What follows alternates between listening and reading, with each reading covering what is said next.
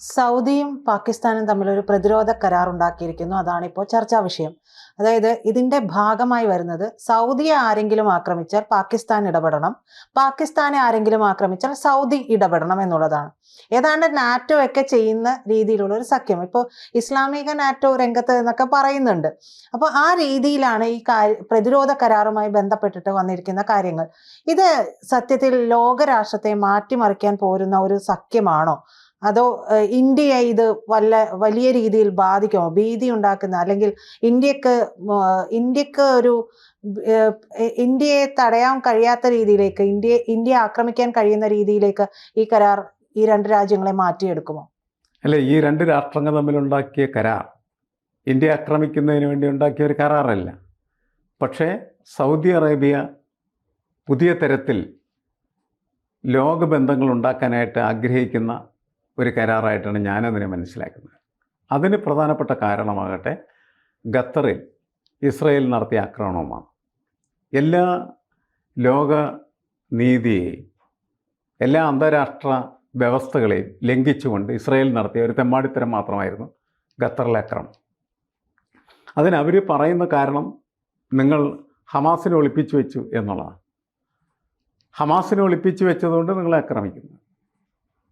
അത് ഏത് ആക്രമണക്കാർക്കും എന്തും കാരണങ്ങളായിട്ട് അവതരിപ്പിക്കാം. പക്ഷെ അവർ നടത്തിയ ആക്രമണമാണ്, തോന്നിയാസമാണ്.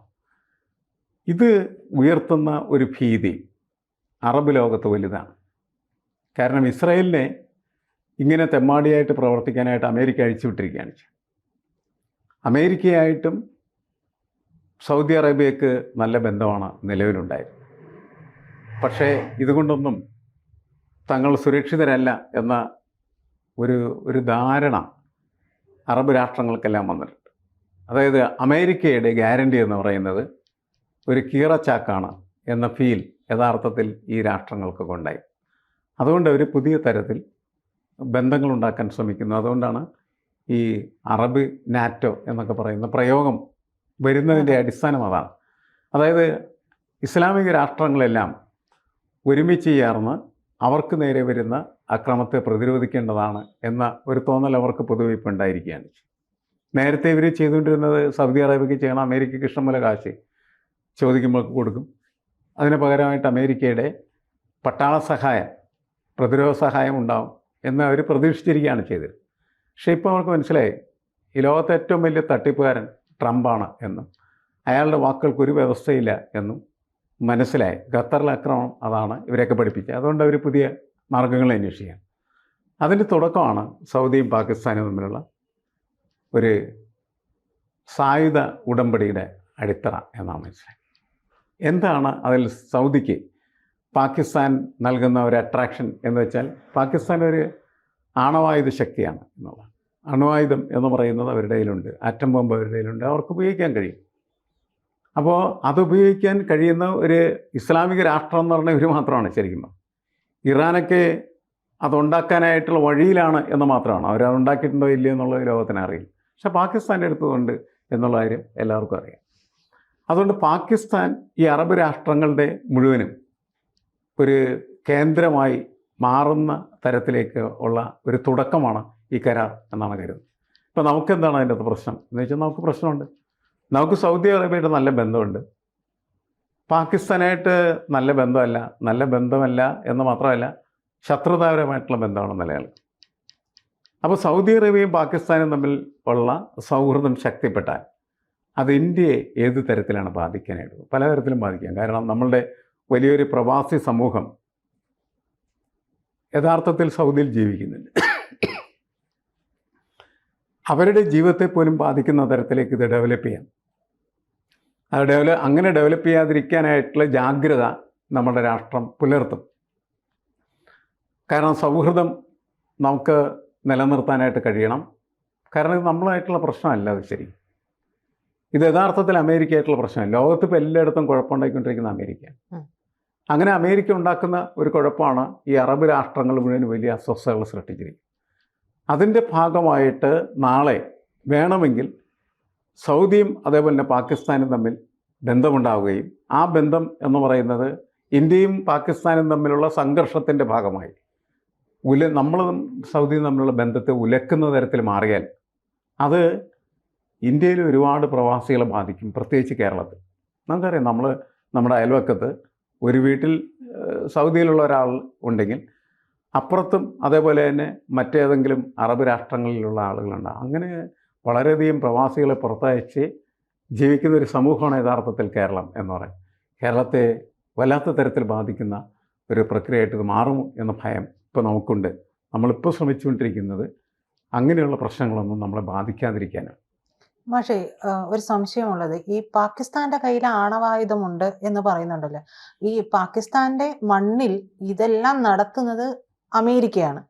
അമേരിക്കയുടെ സാധനം, അതായത് എൻ്റെ പറമ്പ് പാട്ടത്തിനെടുത്ത് മറ്റൊരാൾ നടത്തുന്നു. അപ്പൊ എനിക്കതിൽ പ്രവേശനമില്ല. അങ്ങനെ ഇരിക്കെ ഈ ഒരു ആണവായുധ സഹായം എങ്ങനെ പാകിസ്ഥാന് ചെയ്തു കൊടുക്കാൻ പറ്റും? മറ്റൊന്ന്, പാകിസ്ഥാൻ എന്ന് പറയുന്ന രാജ്യത്തിന്റെ അവസ്ഥ നമുക്കറിയാം.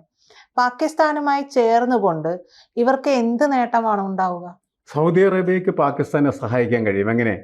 പണം കൊടുത്ത് നല്ല രീതിയിൽ സഹായിക്കാൻ കഴിയും. പാകിസ്ഥാൻ്റെ പ്രധാനപ്പെട്ട പ്രശ്നം സാമ്പത്തികം തന്നെയാണ്. സാമ്പത്തികമായിട്ട് വളരെ ദരിദ്രമായ ഒരു കാലാവസ്ഥയിലാണ് യഥാർത്ഥത്തിൽ പാകിസ്ഥാൻ കഴിഞ്ഞുകൂടുന്നത്. അവിടെ നല്ല സഹായം കൊടുക്കാനായിട്ട് സൗദി അറേബ്യയ്ക്ക് കഴിയും. ഇപ്പോൾ സൗദി അറേബ്യയിലുള്ള ഒരുപാട് പട്ടാളക്കാരെ പാകിസ്ഥാൻ പട്ടാളക്കാർ പോയിട്ട് പരിശീലിപ്പിക്കുന്നുണ്ട്. സൗദിയിൽ നിന്ന് പാകിസ്ഥാനിലേക്ക് പോകുന്നത്. അത്തരം പരിശീലന പ്രക്രിയകളിലൂടെ പുതിയ പുതിയ ആയുധങ്ങൾ കൈകാര്യം ചെയ്യാനായിട്ടുള്ള ഒരുപാട് കഴിവ് പാകിസ്ഥാൻ പട്ടാളക്കാർ നേടുന്നുണ്ട്. പാകിസ്ഥാൻ്റെ കയ്യിൽ ആയുധങ്ങളില്ല. ആയുധം അമേരിക്കയിൽ നിന്നും മറ്റുമൊക്കെ സൗദി അറേബ്യ വാങ്ങിച്ചു വെച്ചിട്ടുണ്ട് പോലെ. അതെല്ലാം നല്ല രീതിയിൽ ഉപയോഗിക്കാനായിട്ട് പാകിസ്ഥാൻ പട്ടാളക്കാരെ പഠിപ്പിക്കുന്ന പ്രക്രിയ നടക്കുന്നുണ്ട്. അങ്ങനെ കുറേ നാളായിട്ട് തുടരുന്ന പ്രക്രിയ ലോകമറിഞ്ഞുകൊണ്ട് പുതിയ രീതിയിൽ നടത്താനായിട്ടുള്ള പ്രവർത്തനമാണ് ഈ കരാറിൻ്റെ അടിസ്ഥാനത്തിൽ രൂപപ്പെടാൻ പോകുന്നത്.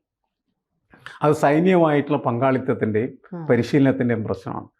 അങ്ങനെ ചെയ്യുന്ന സമയത്ത് അതുകൊണ്ട് അവർക്ക് ഒരുപാട് അഡ്വാൻറ്റേജ് ഉണ്ടാകും.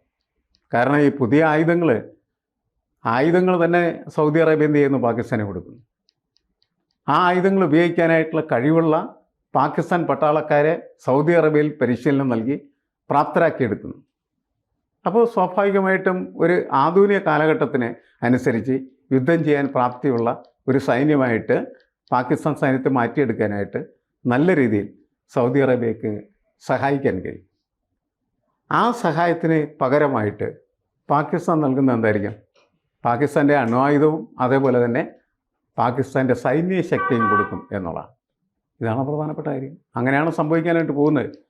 അത് മറ്റുള്ള രാഷ്ട്രങ്ങൾക്ക് കുഴപ്പമുണ്ടാക്കാനായിട്ട് പറ്റുന്ന രീതിയിലേക്ക് മാറിയാൽ അത് നമുക്കും ചിലപ്പോൾ പ്രശ്നമുണ്ടാക്കാം. ഇല്ലെങ്കിൽ കുഴപ്പമൊന്നുമില്ല. അവർ സായുധ ഉടമ്പടി ഉണ്ടാക്കി അങ്ങോട്ടും ഇങ്ങോട്ടും പട്ടാളക്കാരെയൊക്കെ വിട്ട് പരിശീലനം നടത്തി അതേപോലെ തന്നെ ആധുനിക ആയുധങ്ങളൊക്കെ ഉപയോഗിക്കാനായിട്ട് പ്രാപ്തരായിട്ട് നമുക്കെന്താ പ്രശ്നം?